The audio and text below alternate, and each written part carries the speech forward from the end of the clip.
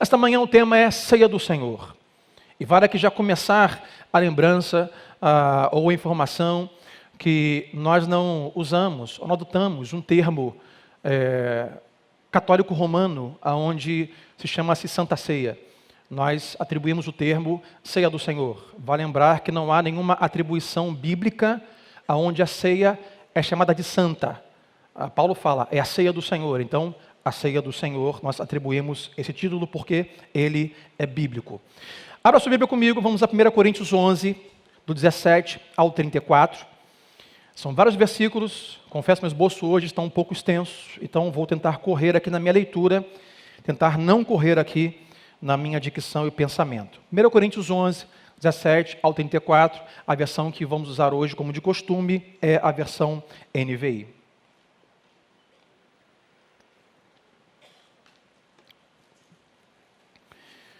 Embora tenha telão, uma projeção que te ajude, é sempre importante você ler a Bíblia e vamos ficar aí hoje. Não vamos sair praticamente hoje. Versículo 17, 1 Coríntios 11, vai dizer assim. Paulo escrevendo à igreja em Corinto. Entretanto, nisto que lhes vou dizer, não os elogio, pois as reuniões de vocês mais fazem mal do que bem. Em primeiro lugar, ouço que quando vocês se reúnem como igreja, há divisões entre vocês. E até certo ponto, eu creio. Pois é necessário que haja divergências entre vocês, para que sejam conhecidos qual dentre vocês são aprovados. Quando vocês se reúnem, não é para comer a ceia do Senhor, não, diz ele, porque cada um come sua própria ceia, sem esperar pelos outros. Assim, enquanto um fica com fome, outro se embriaga. Será que vocês não têm casa onde comer e beber? Ou desprezam a igreja de Deus e humilham os que nada têm? Que lhes direi, diz Paulo, eu os elogiarei por isso? Certamente que não. Pois recebi do Senhor o que também lhes entreguei, que o Senhor Jesus, na noite em que foi traído, tomou o pão. E tendo dado graças, partiu e disse, isto é o meu corpo que é dado em favor de vocês. Façam isto em memória de mim. Da mesma forma, depois da ceia, ele tomou o cálice e disse, este cálice é a nova aliança no meu sangue. Façam isto, sempre que o beberem em memória de mim. 26. Porque sempre que comerem deste pão e beberem deste cálice, vocês anunciam a morte do Senhor até que ele venha. Portanto, todo aquele que comer o pão ou beber o cálice do Senhor indignamente, será culpado de pecar contra o corpo e o sangue do Senhor. Examine-se o homem a si mesmo, e então coma o pão e beba o cálice. Pois quem come e bebe sem discernir o corpo do Senhor, come e bebe para a sua própria condenação. Por isso, há entre vocês muitos fracos e doentes, e vários já dormiram. Mas, se nós nos examinássemos a nós mesmos, não receberíamos juízo. Quando, porém, somos julgados pelo Senhor, estamos sendo disciplinados para que não sejamos condenados com o mundo. Portanto, meus irmãos, quando vocês se reunirem para comer, esperem uns pelos outros. Se alguém estiver com fome, e eu acrescentaria, por favor, coma em casa, para que quando vocês se reunirem, isso não resulte em condenação. Quanto ao mais, quando eu for, lhes darei instruções. Até aqui. Quem pode dizer amém para a palavra de Deus esta manhã? Um texto extenso, um texto aparentemente complexo, mas nem tanto à luz do que podemos hoje conversar. Bom, ceia do Senhor é, sem sombra de dúvidas, um dos assuntos mais polêmicos ao longo da história cristã. É, sem sombra de dúvida, um dos assuntos que causou mais discussões ao longo da história e da vida cristã. A ceia do Senhor entre tudo que vamos falar, ela é um elo entre um monumento e uma promessa. A ceia do Senhor é o que liga o monumento da primeira vinda de Cristo à promessa da segunda vinda. Então, quando ceiamos, estamos em um monumento da primeira vinda e também lembrando da promessa da segunda vinda. Ao longo da história cristã, nós conhecemos 4 possíveis interpretações do que são esse pão e esse cálice, a ceia do Senhor.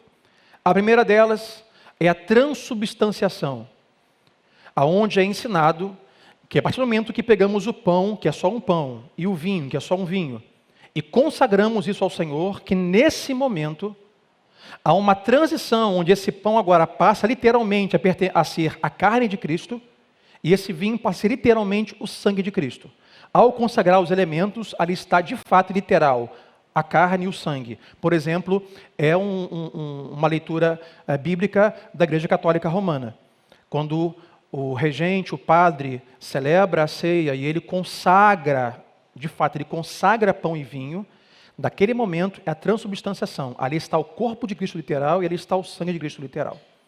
Uma segunda interpretação é a consubstanciação, que mesmo sem consagrar, ao pegar o pão e o cálice, ali não é o corpo, não é o sangue, mas ali está o corpo e o sangue de Jesus no e através desses itens.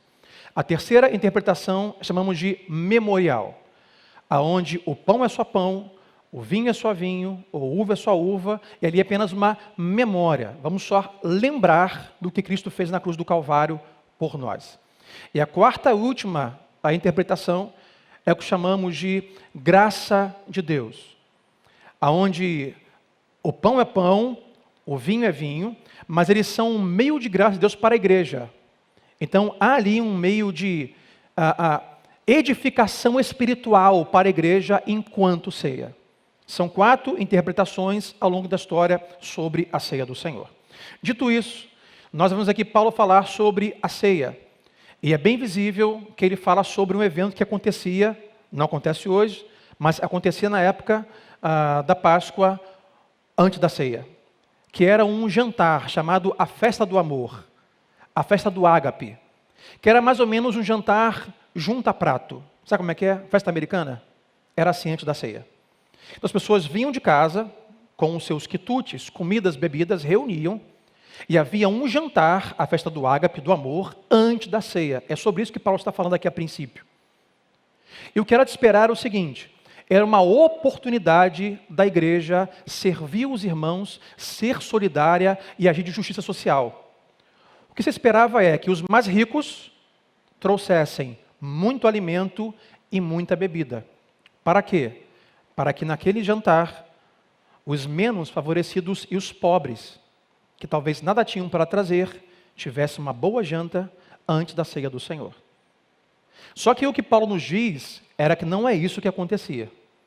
Ele é claro em dizer que o que acontecia é, os ricos traziam muita comida, muita bebida, e na hora da janta, eles se separavam dos pobres, comiam muita comida, e vai dizer, se embriagavam com a sua bebida, enquanto os pobres ficavam sem ter muito o que comer. É o que o apóstolo Paulo os está recriminando. Olha o versículo 21 e 22. Porque cada um come a sua própria ceia sem esperar pelos outros. Essa ceia é esse jantar. Não tem ceia de Natal na sua casa? É esse jantar. Assim, enquanto um fica com fome, que era o pobre que não levou nada, outros se embriagam. Então os ricos se embriagavam com vinho, enchiam a barriga de comida, de pães asmos, de cordeiro, e os pobres ficavam só olhando. 22. Será que vocês não têm casa onde comer e beber? Ou desprezam a igreja de Deus e humilham os que nada têm? Que lhes direi? Eu os elogiarei por isso? Certamente que não. O que Paulo diz é, antes da ceia do corpo, do pão e do vinho, a ceia de Cristo, esta reunião deles era uma grande prática de injustiça. Era um jantar de acepção de pessoas. Era um jantar de injustiça social dentro da igreja. É o que eu vou chamar de, eles desperdiçavam a graça de Deus. E mantendo o seguinte, Deus tem graça para nós todos os dias, sim ou não? Quer ver um exemplo dentro do tema aqui? Amanhã, você em casa, no restaurante, com muito ou com pouco, o menu que seja, ou o menu que seja, na sua mesa está a graça de Deus. E você não pode desperdiçar. Que é o caso aqui. Ah, pastor, só um feijãozinho com arroz que eu tenho lá em casa e uma batatinha frita, cozida. Um feijão, arroz com farinha. É a graça de Deus. Você não pode desperdiçar. Então, passe isso para os seus filhos. Não jogue comida fora. Coloque no prato só o que você vai comer. É graça, não desperdice. Você tem uma ideia, uma referência ontem, aniversário do meu cunhado, e estávamos a família reunida, e voltamos do almoço, de um bom almoço. Muita comida, muito doce, muito refrigerante, numa boa casa. Ele acabou de construir agora uma casa nova. Nos alegramos com a casa nova dele, com o almoço, aniversário, tudo junto. Enquanto eu voltava para casa de barriga cheia, muito doce, muita comida, muita foto, muita selfie, um bom condomínio, passei por algumas famílias nas calçadas, que não tinham o que comer. Isso nos faz refletir, sim ou não? Opa, peraí. Isso será resolvido até a volta de Cristo? Não. Mas nós temos que observar algumas coisas. Eu vou te dar um exemplo que eu ouvi, achei muito interessante. Diz uma história que em um retiro espiritual, duas equipes de uma gincana brincavam de tacar ovo uma das outras. E quem tacasse mais ovo no outro ganhava. Um jogo de gincana de retiro. Até que durante a brincadeira veio um adolescente, uma criança, e puxou assim a blusa do líder da gincana e falou assim: "Ô, moço, será que se sobrar ovos dessa brincadeira o senhor pode nos dar? Que em casa nós não temos nada para comer?" Naquela hora a ficha caiu do líder e falou assim: "Opa, tem uma coisa errada." O que estava fazendo? Desperdiçando a graça. Diga sempre ao seu vizinho: não desperdice a graça de Deus. Não desperdice a graça de Deus. Aqui as pessoas estão desperdiçando a graça. A graça que Deus deu, volto a dizer, ser rico não é pecado. Ter dinheiro não é pecado.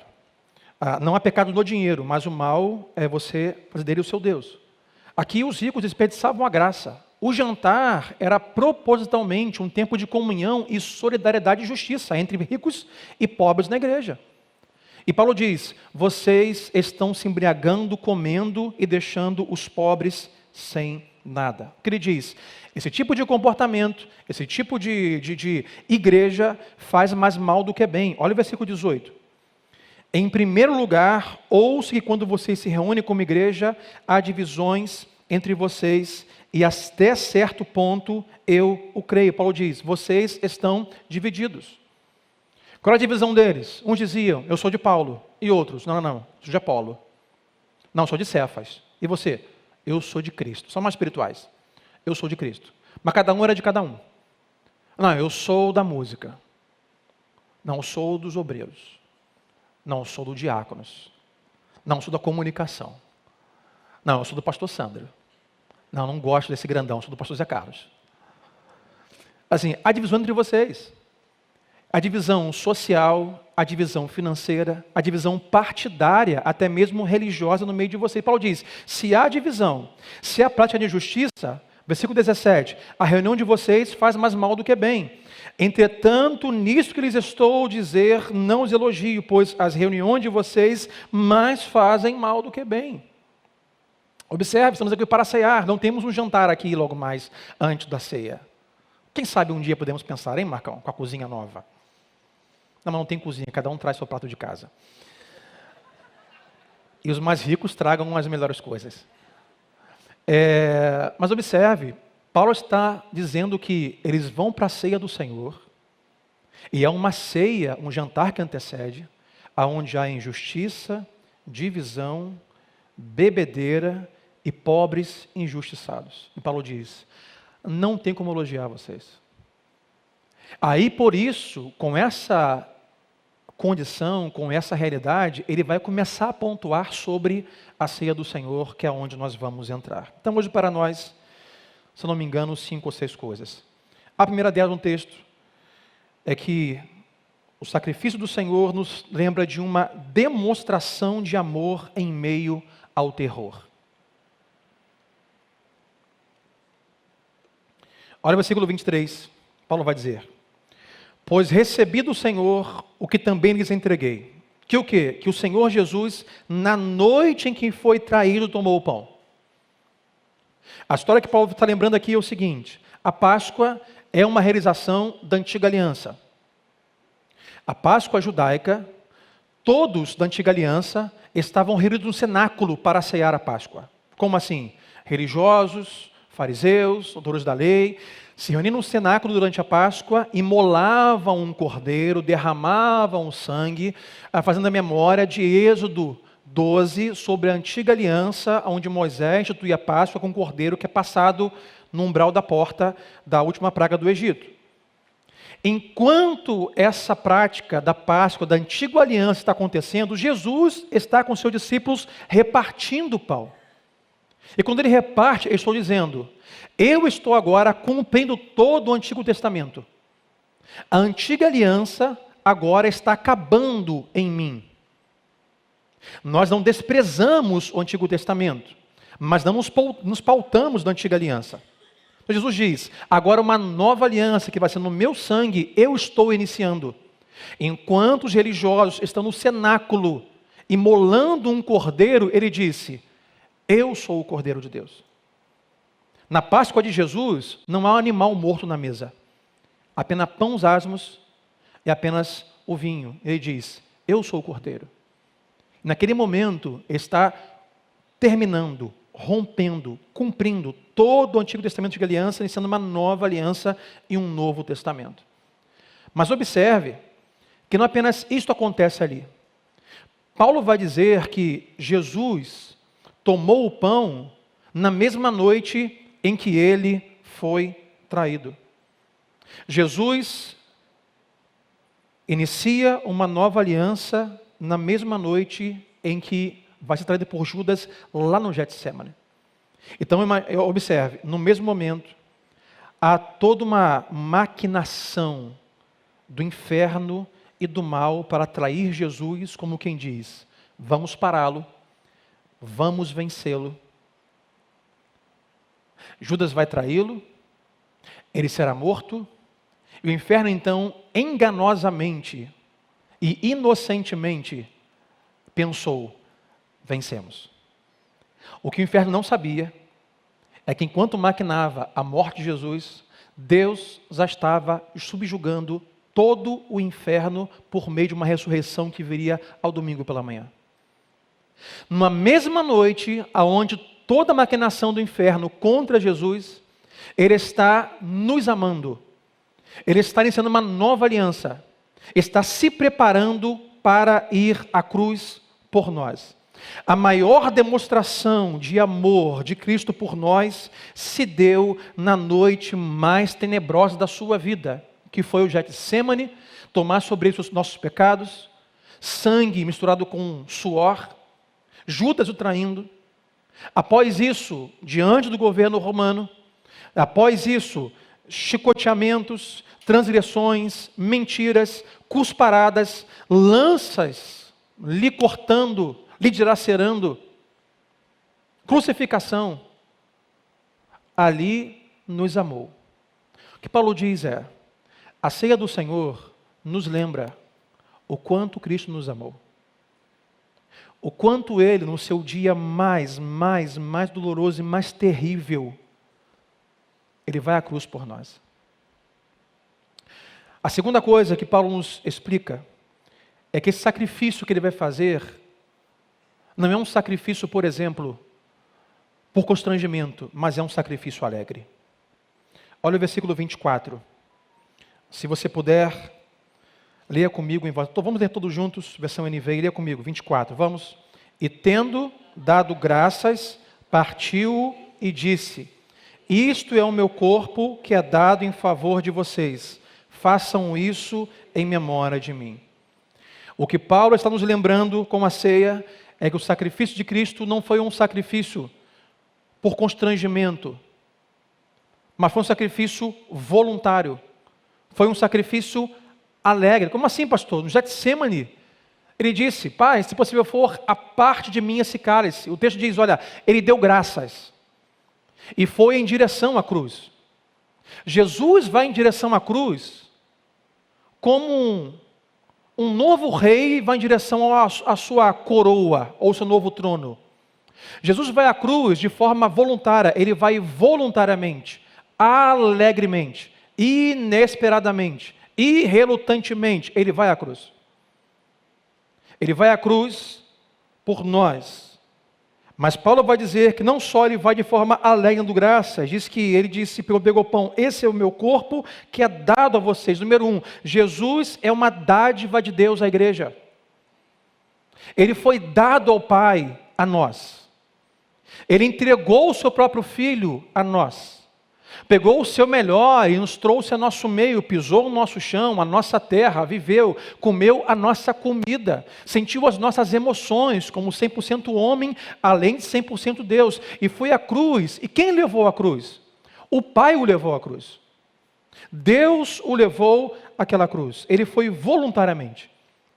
Não foi a ganância de Judas que levou Cristo à cruz.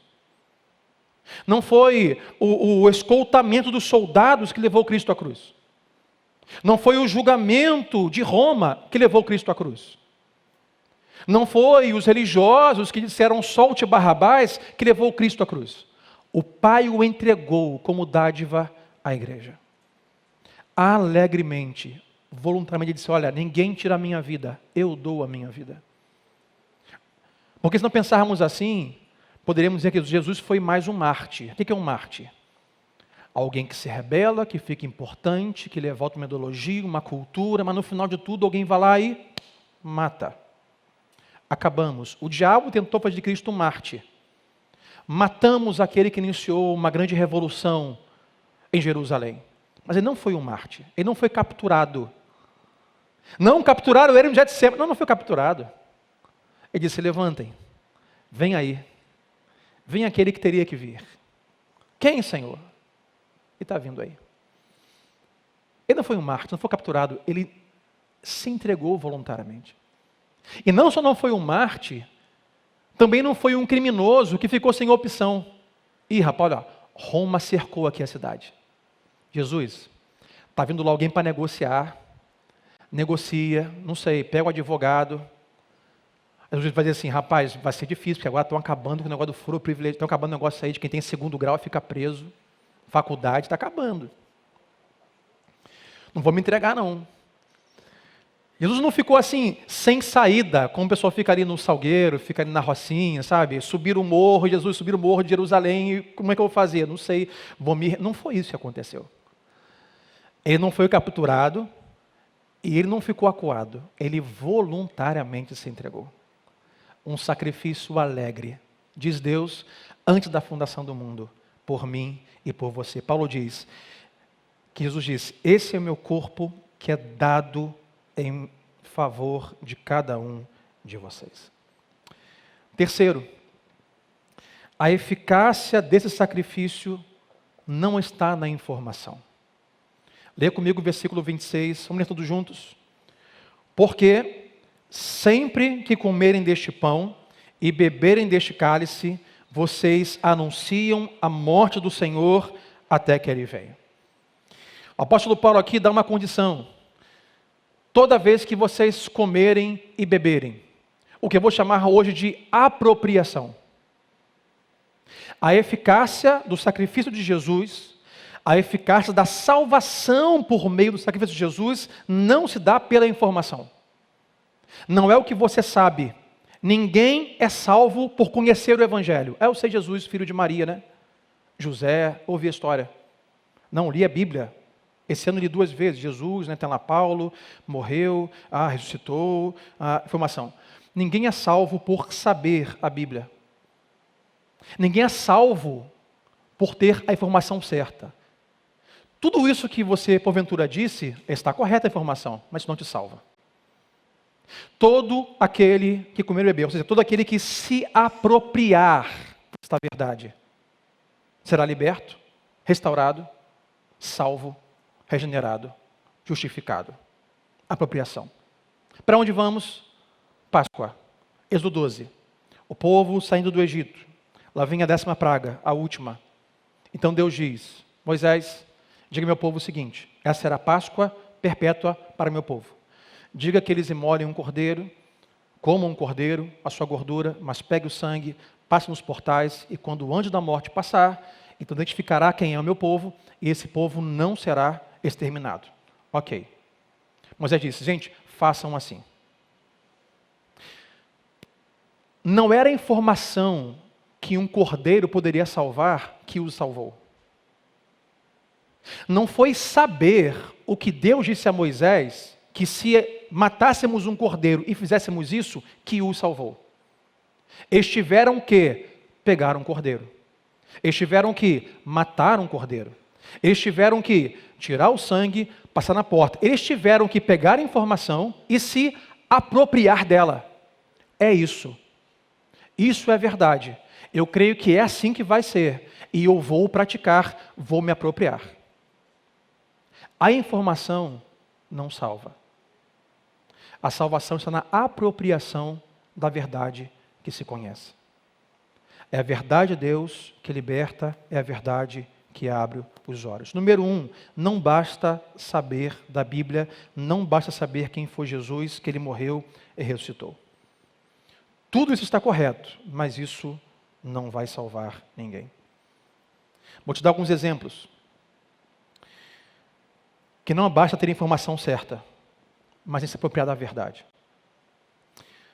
Você pode morrer de uma enfermidade grave dentro da farmácia, se você não se apropriar de um medicamento. Você pode morrer de sede à beira de uma fonte, se você não beber a água. Você pode morrer eternamente e não ser salvo, mesmo com a informação sobre Cristo, se você não tomar e comer e se apropriar dele. Informação não salva. Paulo diz, aquele que comer, aquele que beber, não é o que sabe e não é o que sente, é o que você se apropria. É Tiago quem diz, Tiago 2, versículo 19, se eu não me engano. Que Tiago fala assim, vocês creem que há só um Deus? Nós cremos. Ele diz, até o diabo. Até os demônios creem e vai dizer, e tremem. Sabe o que Tiago está dizendo? Até os demônios têm informação certa e até os demônios têm a emoção certa.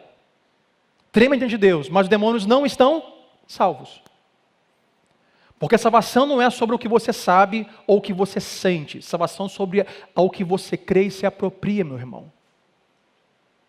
A ceia do Senhor, Paulo vai dizer, nos lembra que a apropriação da salvação em Cristo memorial é comer e beber. Isso sempre foi um pouco confuso. Lembra Jesus dizendo assim para os seus discípulos, quem não come de mim e não bebe de mim, não tem parte comigo. Eles ficaram loucos. Como assim, Senhor? O Senhor está ensinando canibalismo? Não é comer de mim, beber de mim, é se apropriar de mim.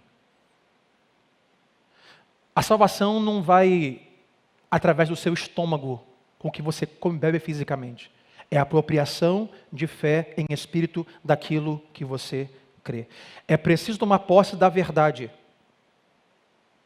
Posse da verdade. De outra forma, não há salvação. Quarta coisa. Ou antes disso, perdão, vale aqui dizer que se comer e beber não é apenas um ato físico. Segunda coisa que quer dizer é que esse comer e beber não pode ser transferido. Paulo diz, aquele que comer e beber, ou seja, o seu pai e a sua mãe não podem se apropriar de Cristo por você. O seu filho não pode se apropriar de Cristo por você. O seu marido, a sua esposa não podem se apropriar de Cristo por você. Você tem que comer e beber de Cristo. Você tem que se apropriar da verdade pela fé, de quem Cristo é, o que Ele fez, que Ele está vivo e só Ele salva. A terceira coisa que é importante dizer é que além de você não conseguir transferir essa apropriação, é que não é sobre mérito. Não é sobre merecimento. Quando lemos Êxodo 12 e a Páscoa, eu não estava lá, você estava? Creio que não. Não sei, por exemplo, se os filhos dos hebreus eram mais obedientes do que os filhos dos egípcios. Eu não sei dizer. Eu não sei dizer se os filhos dos hebreus eram menos pecadores que os filhos dos egípcios. Quando o anjo da morte veio, ele não veio simplesmente tragar, condenar quem tinha méritos. Não podemos dizer que os filhos dos egípcios eram mais pecadores e que eram menos obedientes, porque o pecado estava em toda a humanidade. Então o que fez os filhos dos hebreus serem poupados, os egípcios não? O sangue do cordeiro, a apropriação. Salvação não é ter a informação correta e salvação também não é mérito. Que alguém diria, pastor, olha, Deus é um Deus sábio de verdade. Ele fez um grande negócio, pastor, em me salvar. Porque Deus fez uma grande escolha em me escolher. Porque eu tenho grandes vantagens. Na minha humilde opinião, o céu ganhou muito com a minha salvação. Ganhou muito. Eu tenho muita coisa a oferecer para a igreja, para Deus. O céu ganhou muito. Não é mérito, meu irmão. Ninguém merece. Ninguém merece. O que salva, o que liberta, o que transforma, o que regenera, é a apropriação do sangue do Cordeiro. É pela fé. Não é sentir, não é saber. É pela fé crer e se apropriar nessa verdade. Me aproprio e creio que Jesus Cristo é o único caminho, a verdade e a vida. E diga a Deus, dá-me fé para crer nisso. Abre os meus olhos, Deus, me aproprio desta verdade. Deus, salva-me e muda e transforma a minha existência humana e eterna. É a apropriação. Todo que comer e beber, só você pode fazer e não é por merecimento. Agora sim, então, quarto. Esse sacrifício deve ser lembrado. É o que Paulo diz. Versículo 26, mais uma vez, vamos ler juntos? Versículo 26. Porque sempre que comerem deste pão e beberem deste cálice, vocês anunciam a morte do Senhor até que Ele venha. Mais uma vez, porque sempre que comerem deste pão e beberem deste cálice, quero ouvir vocês, diga, vocês anunciam a morte até que Ele venha. A ceia do Senhor é um memorial, é um sacrifício que deve ser relembrado. A ceia do Senhor, como eu disse, ela é um elo entre o monumento da sua primeira vinda e a promessa da segunda vinda. A ceia do Senhor, ela faz parte das duas únicas ordenanças bíblicas para a igreja, que é a ceia do Senhor e o batismo. E hoje estamos cumprindo aqui as duas ordenanças bíblicas, a ceia do Senhor e daqui a pouco mais o batismo. Jesus levanta a ceia do Senhor como monumento. Observe que Jesus não levantou nenhum outro monumento para os seus ensinos e nem para os seus milagres. Não há nenhuma ordenança que nos lembre de milagres e de ensinos, mas que nos lembre da morte. A morte é um monumento a ser lembrado domingo após domingo. Cristo quis que a ceia fosse um marco que lembrasse não os seus milagres, mas lembrasse a sua morte. Porque não foi pelos milagres que fomos salvos, embora creiamos e desejamos ver todo o tempo os milagres do Senhor. Mas não fomos salvos pelos milagres de Jesus. Fomos salvos pela morte de Jesus. Portanto, a morte, a cruz, é o centro do Evangelho de Jesus. Eu diria que a mensagem da cruz é a mensagem da igreja. Não existe igreja sem mensagem da cruz. Uma forma de você saber se uma igreja é ou não cristã é você observar se lá ainda existe a mensagem da cruz. Se lá não existe a mensagem da cruz, das duas uma. Ou se não é uma igreja cristã, ou é, mas perdeu a mão. Entrou por alguns caminhos culturais e psicológicos e perdeu. A mensagem da igreja é a mensagem da cruz. A mensagem da cruz, ela deve ser pregada até quando, meu irmão? Olha o versículo 26. Vocês anunciam a morte do Senhor até que Ele venha. Pastor, até quando devemos anunciar a cruz e a morte? Até que Ele venha. Permitam-me aqui, embora pareça que a mensagem da cruz saiu de moda, embora pareça que a mensagem da cruz ficou ultrapassada, não é isso que a Bíblia e que o apóstolo Paulo ensina. A mensagem da cruz deve ser anunciada até o dia da volta de Cristo. Enquanto Cristo não voltar, essa deve ser a mensagem central da igreja. Central da igreja. Pastor, saiu de moda, hoje em dia tem várias coisas, é prosperidade, é coach. Hoje em dia as igrejas entraram por prosperidade, discurso coach, emocional, alavancamento humano, foguete não dá ré, vamos embora, para cima que se vai, e assim a gente vai indo. E perdemos a mão. Parece que saiu de moda a ideia do Cristo crucificado. Saiu de moda a ideia de temos que morrer, com Ele morremos, mas também com Ele nós ressuscitaremos. Saiu de moda a ideia do negue-se a si mesmo, tome a sua cruz, siga-me. Anunciem a ceia, é para lembrar, não de milagres, mas lembrar da morte. Até quando, pastor? Até que Ele venha. Quinto, Paulo na ceia diz que durante a ceia tem atitudes que são exigidas para a celebração. Paulo nos dá algumas dicas de coisas que temos que praticar antes e durante o momento que faremos daqui a pouco da ceia. Número 1, ele diz, você precisa olhar para trás. Foi o que ele diz, tem que olhar para a cruz. Ao pegar o pão e o cálice, a fazer oração, primeira coisa, olhe para trás. Veja o que isso significa. Se lembre da cruz. Não é simplesmente um memorial, mas se lembre do que Ele sacrificou por você naquela cruz. Encha o seu coração de gratidão. Não faça de forma despretensiosa. Não faça de forma despercebida. Isso acontece? Passam-se os tempos da caminhada cristã e nós corremos o risco, e muitas vezes fazemos, de participar da ceia e nos acostumar com o sagrado. É um pão e o cálice, eu como e bebo, louvado ao Senhor, vamos embora comprar um frango e vamos almoçar. Nós esquecemos o que esse momento significa. Paulo, número 1, olhe para trás, se lembre da morte de Jesus. Não se acostume com o sagrado.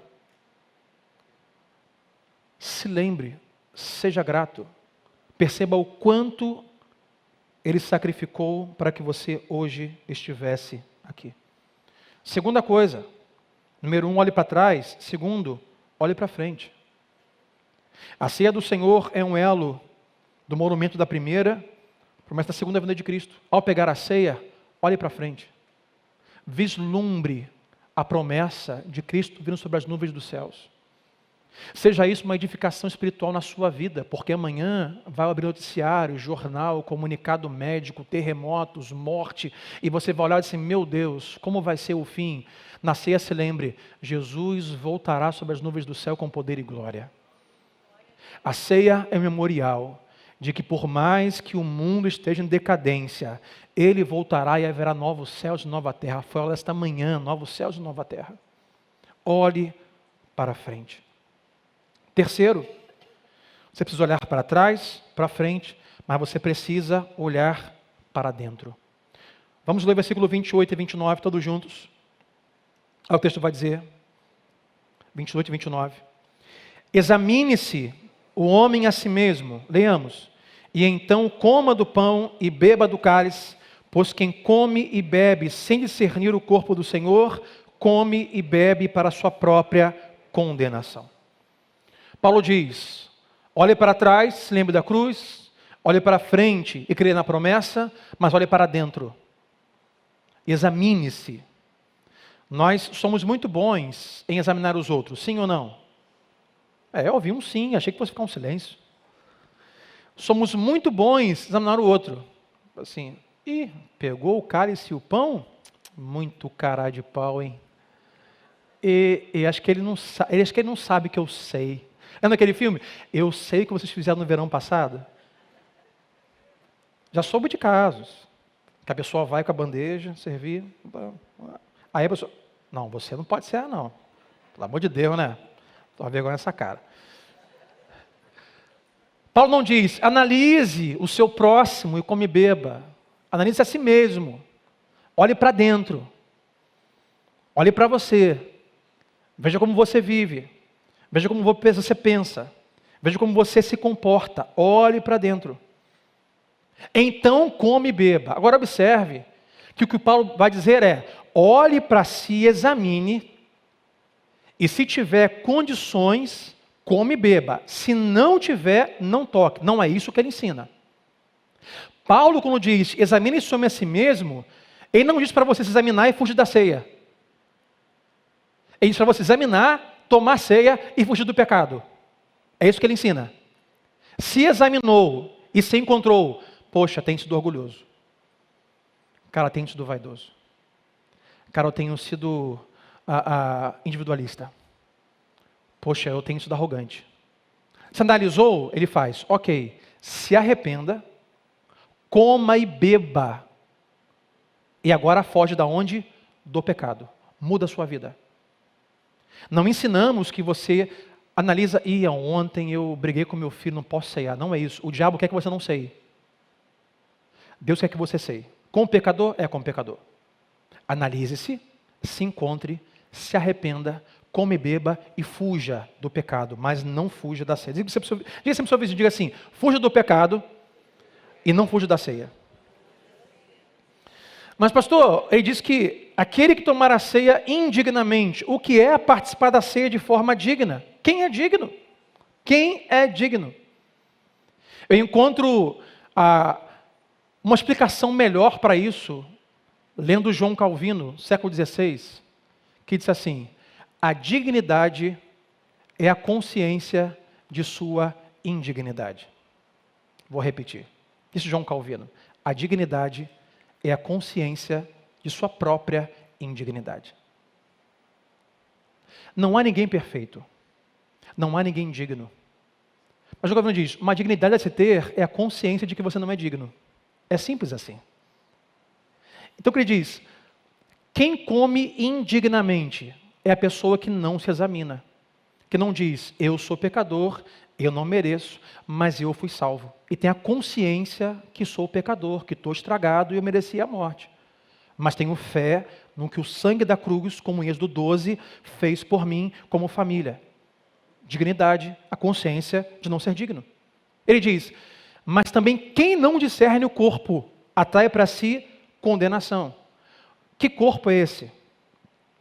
Que discernimento é esse? Eu separo aqui em duas possíveis leituras do que Paulo diz, o que é esse corpo a ser discernido. Número 1, o corpo físico de Jesus na cruz. Se você não discerne o corpo na cruz, se você não discerne o sacrifício que ele pagou, se você não discerne, se você não entende o que Cristo fez na cruz do Calvário, você não precisa participar da ceia. Não participe. Ela não é para você ainda. Você não tem entendimento para isso. Entendimento, não informação. Eu sei, um galileu, judeu, nasceu, morreu. Não, não é isso. Entendimento, discernimento que ele fez. Discernimento é, eu não merecia, eu estava perdido. Na eternidade, a Trindade elaborou um plano de redenção e enviou o seu Filho, que morreu naquela cruz por mim, para me salvar. Discernimento do corpo. E o segundo discernimento a se ter, que Paulo diz, eu diria também, é se você não discerne o corpo de Cristo, família, igreja, não participe da ceia. Se você não discerne, não compreende o que é a igreja, não vá, por exemplo, para a ceia com o pensamento de, vou tomar ceia, mas não gosto daquele irmão. Vou ceiar, mas não gosto muito desse pastor. Vou ceiar, mas tomara que aquele líder caia. Vou ceiar, mas não aguento mais participar do pedido com aquela pessoa. Eu vou ceiar, mas não gosto de ficar perto de fulano. Paulo diz, se você não discerne essa coisa, que o corpo de Deus, o corpo de Cristo, é a igreja, unidade, domingo passado, que exige perdão e reconciliação, não é para você a ceia. Ou diz, se você tomar a ceia com esse coração, sem arrependimento, é só prejuízo, é só condenação. E Paulo diz, há consequências para isso. Quais são as consequências? Versículo 30. Leamos todos juntos.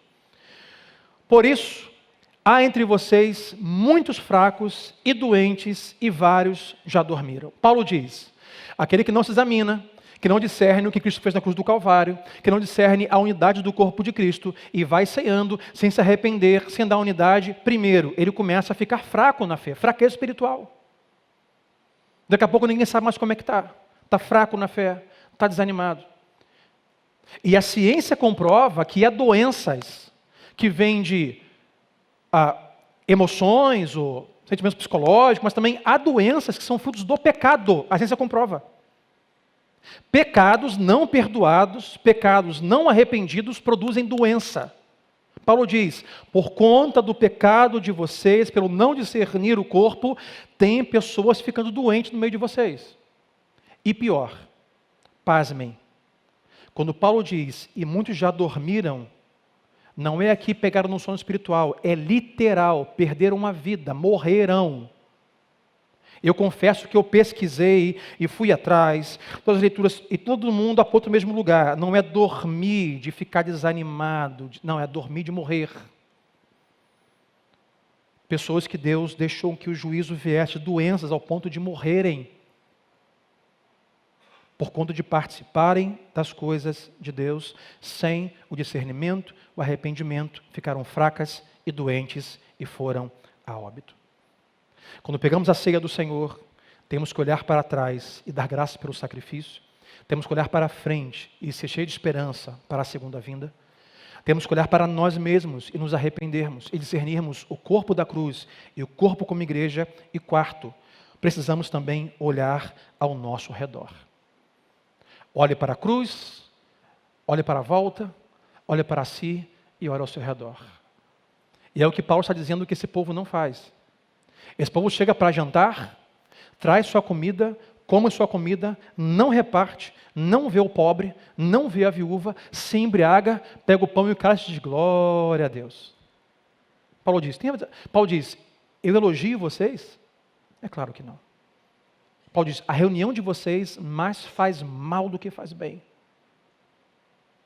Lembre-se, olhe para dentro e diz, olhe ao seu redor. A igreja, ela é uma família.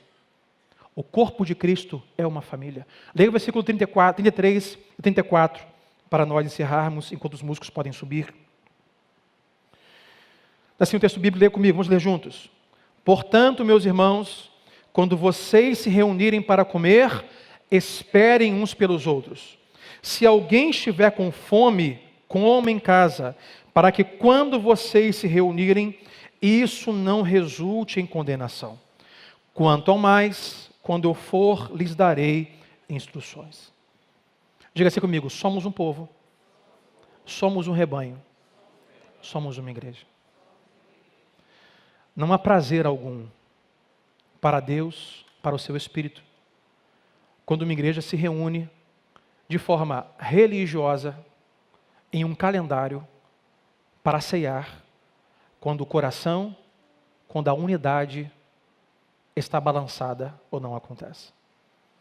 É por isso que convidamos você, meus irmãos, vá para pequeno grupo, como é bom estarmos ali unidos, ao redor da mesa, nós jantamos, nós comemos, nós oramos juntos, cantamos juntos, ouvimos as histórias dos irmãos, oramos pelos outros, colhemos testemunhos, pelo menos no meu grupo é assim, colhemos testemunhos, milagres, do que Deus fez, Deus libertou, Deus está fazendo.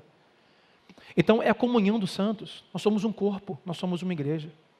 E Paulo diz, quando você pegar o pão e o cálice, se lembre, esse banquete da graça de Deus que foi servido a vocês naquela cruz, deve ser lembrado.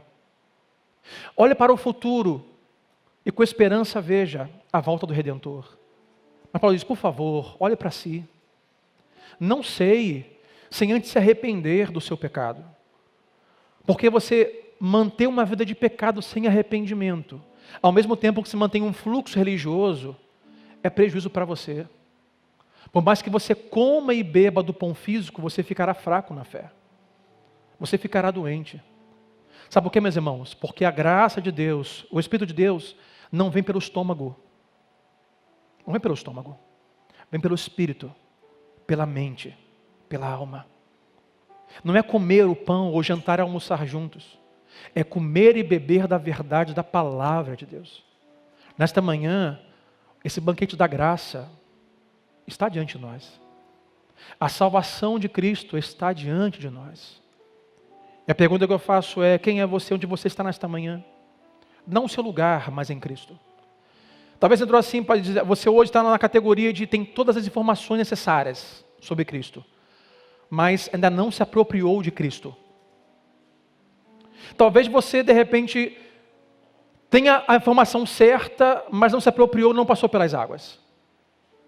Hoje, muitos irmãos passarão pelas águas. Porque A expectativa que temos não é que eles apenas tiveram a informação certa, mas uma chave dentro deles virou, eles se apropriaram da palavra, do Deus da palavra crucificado. Então pelas águas irão as águas e nascerão de novo, uma nova vida em Cristo Jesus. Hoje o banquete nos está exposto, e é de graça para nós, mas para o Pai custou tudo o que Ele tinha. Ele deu o seu Filho para que nós fôssemos salvos. Então hoje eu peço que o Espírito Santo de Deus faça a obra no seu coração. Que você vá dar informação para a apropriação e seja salvo nesta manhã em nome de Jesus. Que você vá de repente como salvo em Jesus para um ceador profissional, mas sem muita análise. Mas para aquele que ao cear, olha para a cruz e dá graças. Olha para o futuro e diga, Maranata, ora venha Senhor Jesus. Olha para dentro e diz, eu não sou digno, mas me arrependo, porque digno é o Senhor por mim naquela cruz. Olha ao seu redor e busque unidade, andar de mãos dadas, perdoar uns aos outros, ser família e ser igreja. Porque como preguei no ano passado, onde não há unidade, Deus não derrama a sua bênção nem a sua unção. Vamos orar? Fica pegando nesta manhã em nome de Jesus.